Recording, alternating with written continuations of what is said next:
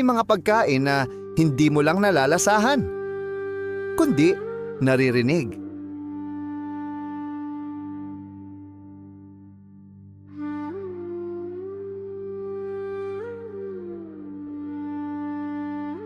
Tunog ng bagong hango na sisig sa mainit na plato.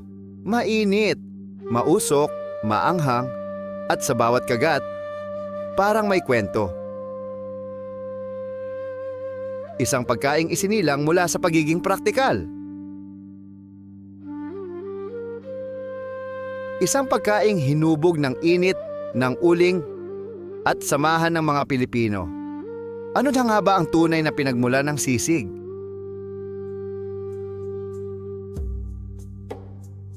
At paano ito naging isa sa pinakasikat na pagkaing Pilipino sa buong mundo?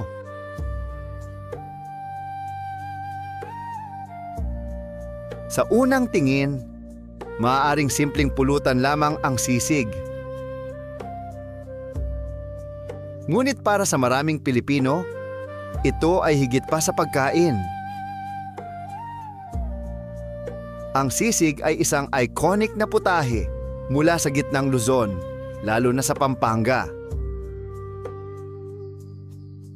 Karaniwan itong gawa sa pork face, tenga, pisngi, atay, pinapakuluan, iniihaw, tinadtad ng pino, at pagkatapos, ihahain sa nagbabagang sizzling plate kapag umakyat ang usok at tumalsik ang mantika. Doon nagsisimula ang tunay na karanasan.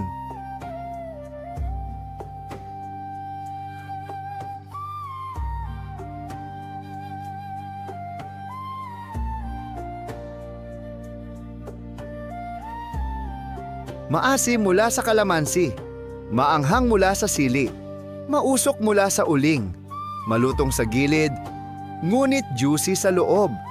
Ito ang sisig, matapang, maingay, at puno ng karakter.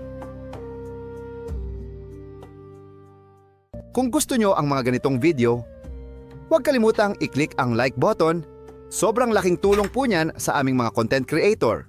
At kung bago ka pa lang dito sa channel ko, maaari lamang po na mag-subscribe at pindutin ang notification bell para lagi kang updated sa mga susunod nating uploads. Gusto ko rin marinig ang opinyon nyo. Mag-comment lang kayo sa baba. Paki-share nyo na rin ito sa mga kaibigan nyo. Maraming salamat sa suporta nyo.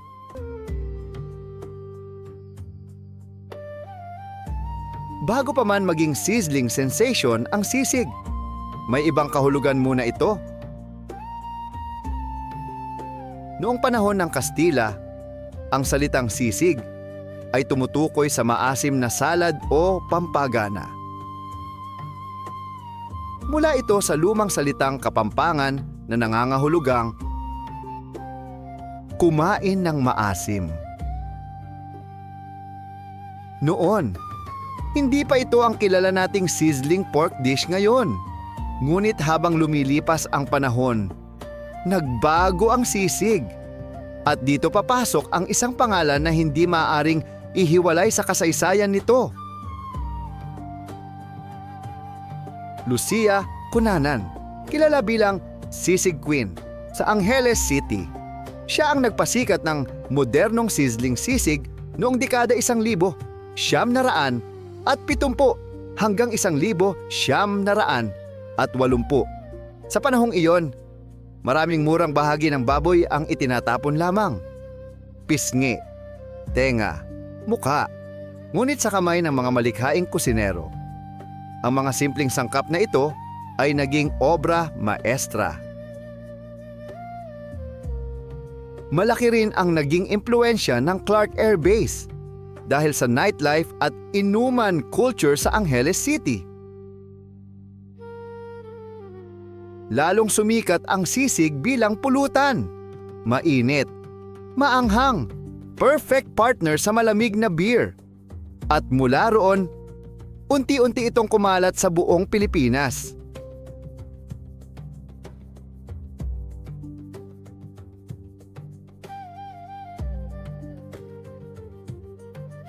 Kapag usapang sisig, Iisang lugar agad ang pumapasok sa isip ng marami.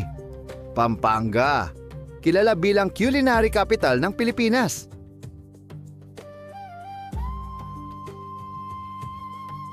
Dito isinilang ang maraming iconic na pagkaing Pilipino. At dito rin umusbong ang kultura ng sizzling plates at pulutan.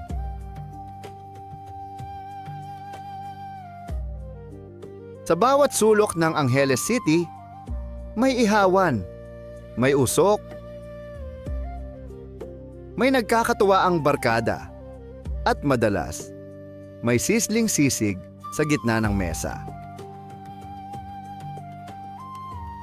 Hindi lang ito pagkain, ito ay social experience. Pagkatapos ng trabaho, kapag may selebrasyon, kapag may kwentuhan, laging may sisig dahil ang sisig ay pagkain ng samahan.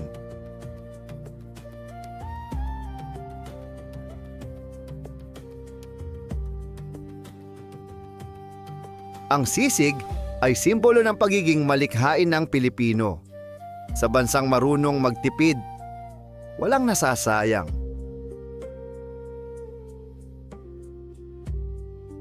Ang mga bahaging dating hindi pinapansin ay ginawang espesyal. Ito ang diwa ng sisig, resourcefulness, creativity, at malasakit sa pagkain. Ngunit higit pa ron, ang sisig ay naging bahagi ng kultura ng pakikisama.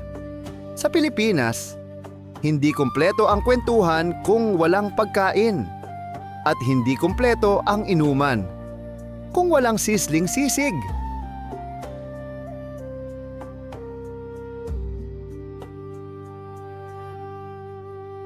Habang tumatagal, mas lalo pang nagbabago ang sisig.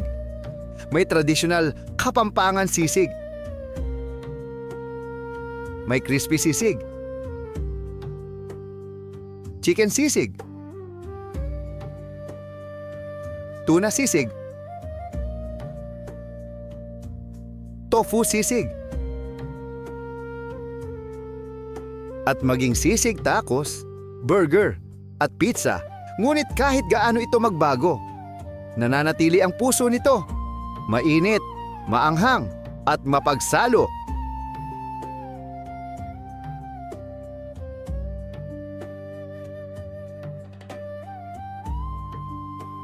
Ngayon, hindi na lamang sa Pilipinas matatagpuan ang sisig. Mula New York hanggang Dubai, hanggang Tokyo, dinadala ng mga Pilipino ang lasa nito saan man sila mapunta. At sa social media, milyon-milyong tao ang nahuhumaling sa tunog ng sizzling sisig.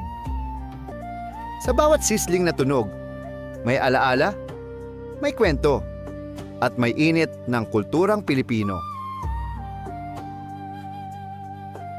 Ang sisig ay hindi lang pagkain, hindi lang pulutan, hindi lang street food.